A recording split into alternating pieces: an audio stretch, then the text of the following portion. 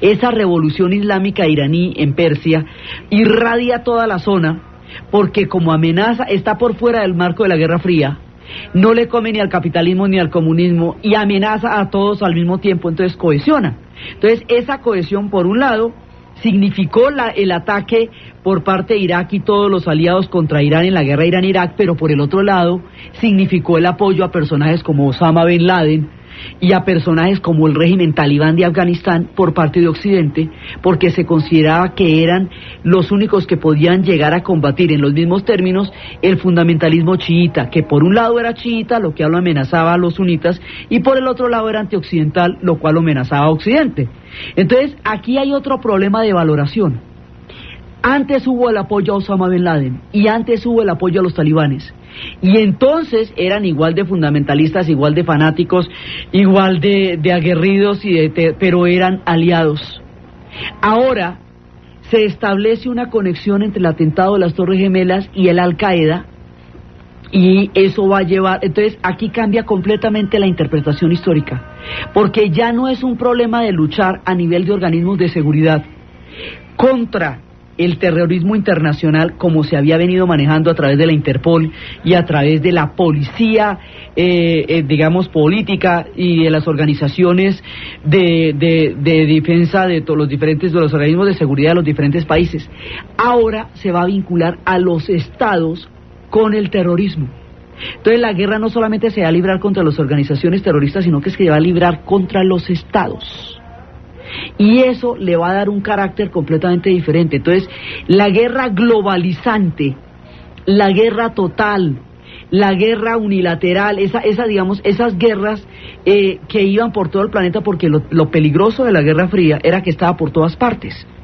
Un conflicto de la Guerra Fría le podía estallar a usted lo mismo en Angola, que le podía estallar en Kazajistán, que le podía estallar en Corea, que le podía estallar en China, como me he dicho, no había ningún lugar que le podía estallar en Salvador, y todos eran conflictos de la Guerra Fría. Entonces, ahora, esos conflictos que eran internacionales, globales, y que se basaban sobre un sistema de persecución y de intolerancia, se van a volver a montar poco a poco a partir del 11 de septiembre.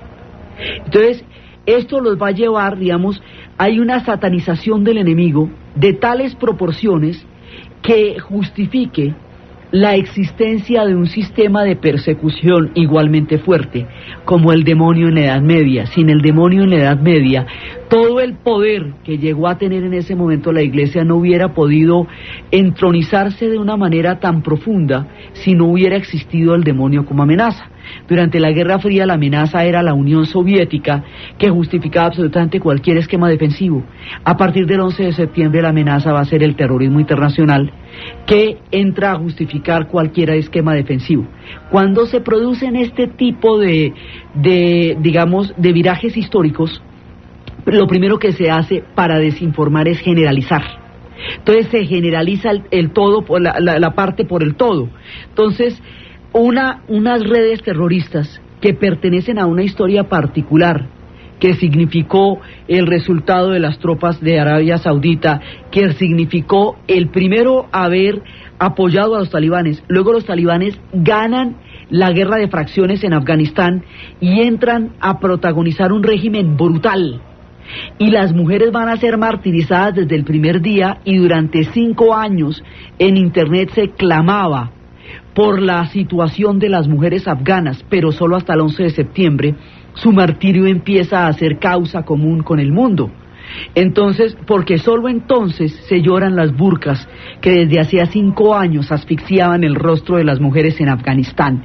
Entonces, ¿qué pasa? Que ahí los antiguos aliados ahora se vuelven enemigos. Esos aliados fueron abandonados después de que Rusia salió de Afganistán, y allá se quedaron en la pobreza y en la miseria más grande. Los dejaron allá con todos esos tanques, ni reconstruyeron ni nada. Esos antiguos aliados van incubando futuras guerras, porque ese abandono va a traer consecuencias históricas sumamente dramáticas.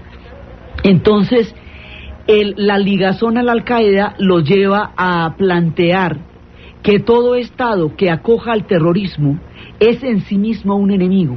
Entonces, como el Estado es una cosa tan abstracta de atacar, van a atacar el régimen talibán. Y para atacar el régimen talibán, entonces se arman el nuevo estilo de guerras. Entonces la información empieza a homogeneizar las culturas, a hacer parecer que todo el mundo es lo mismo, y el mundo islámico empieza a ponerse en la mira de, digamos, de una nueva satanización de un orden histórico. Entonces, ahí que se desata de nuevo la intolerancia, la persecución. Entonces, todo lo que había significado la Unión Europea,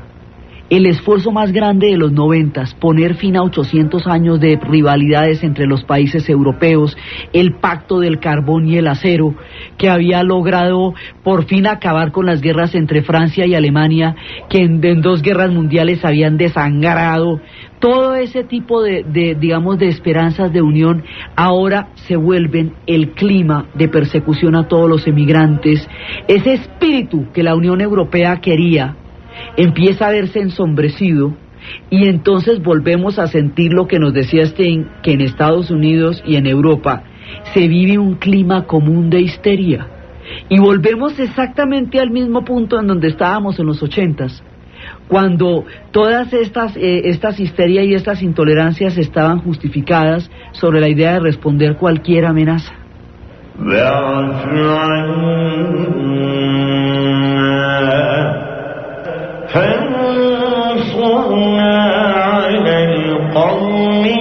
Empieza a orquestarse de nuevo una intolerancia generalizante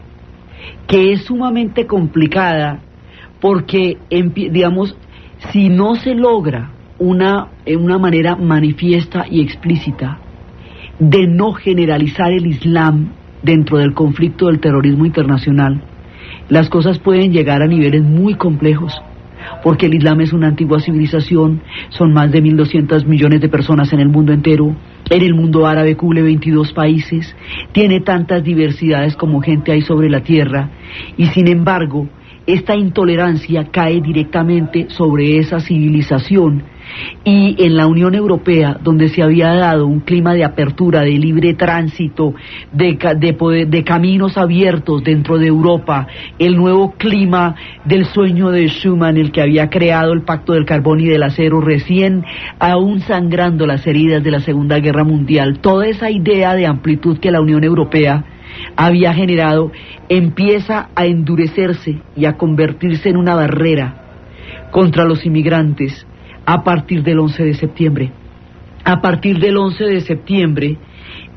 toda lucha contra pueblos que utilicen el terrorismo como método se convierte en la coordenada geopolítica. Entonces ahí se montan los intereses. Rusia, bastante desvencijada después de su caída, dentro de esa coordenada inscribe su lucha contra Chechenia, y el pueblo checheno, que lleva una lucha de independencia larga, queda condenado bajo la sombra de este nuevo esquema. China apoya cualquier invasión que haya necesidad de hacer, con tal que a ella la dejen hacer su política de reunificación. Y la política de reunificación de China incluye anexarse en un futuro próximo a Taiwán, incluye la devolución de Hong Kong, incluye dejar al Tíbet bajo su dominación, por mucho que le duela al Dalai Lama, a Richard Gere y a Brad Pitt, porque la China, a cambio de que no se metan con su política de reunificación, apoya las coordenadas mundiales. Entonces China, que en otra época hubiera podido ser un contrapeso, ahora ya no lo es, porque políticamente está bajo la idea de, después de lo de Tiananmen, políticamente la idea es que no hay ningún proceso de democratización y ningún comentario al respecto. Y económicamente entró a la economía de mercado, luego se volvió un aliado muy atractivo para un mundo globalizante, donde una economía de ese tamaño resulta una tentación fascinante. Entonces se va montando China a su manera en el 11 de septiembre, y cada cual va echando su cuento dentro del 11 de septiembre, que es el que necesita justificar, montándose en la guerra antiterrorista. Entonces la guerra antiterrorista empieza a cambiar la valoración de todos los antiguos aliados. Entonces, Hussein, que había quedado desarmado y lo habían puesto en el poder, lo habían dejado en el poder que porque desestabilizaba la región al bajarlo de ahí, ahora resulta imperioso bajarlo de ahí.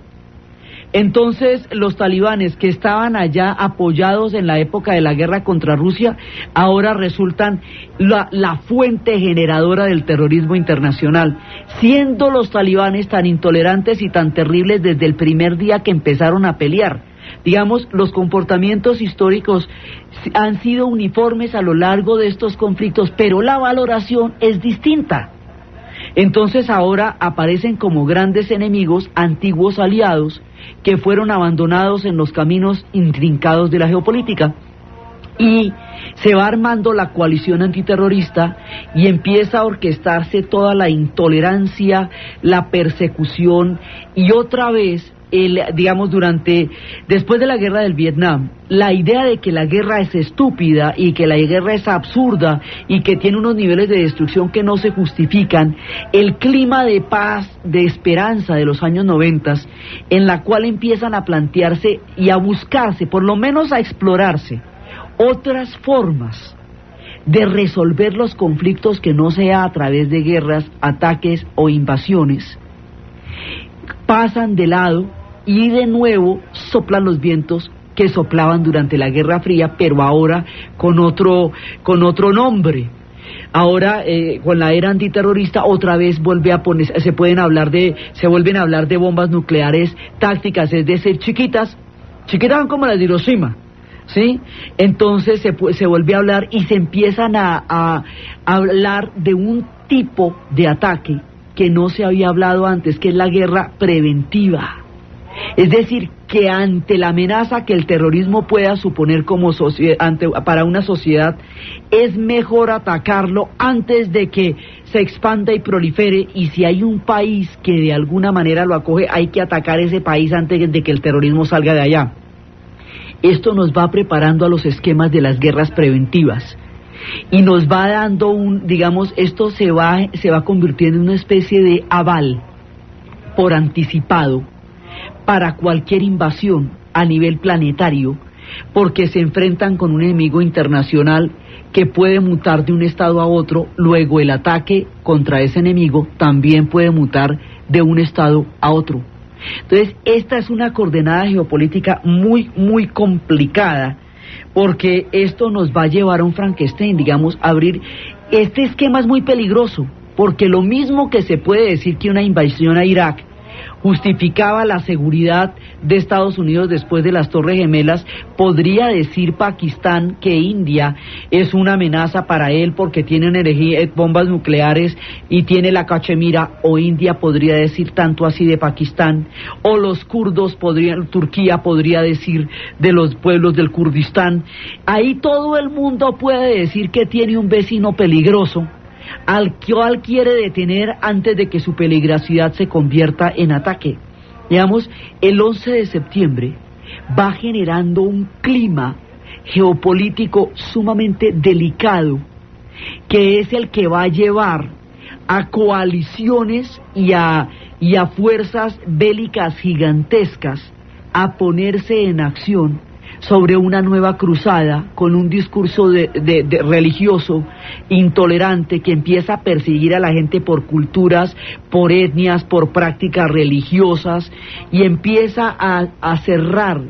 el marco de amplitud política y cultural y multiétnica que había abierto la década de los 90. La década de los 90 era terriblemente confusa, pero también era esperanzadora, porque muchas cosas podrían tener lugar dentro de todo el esquema de apertura que se estaba manejando con la caída del muro de Berlín. Ahora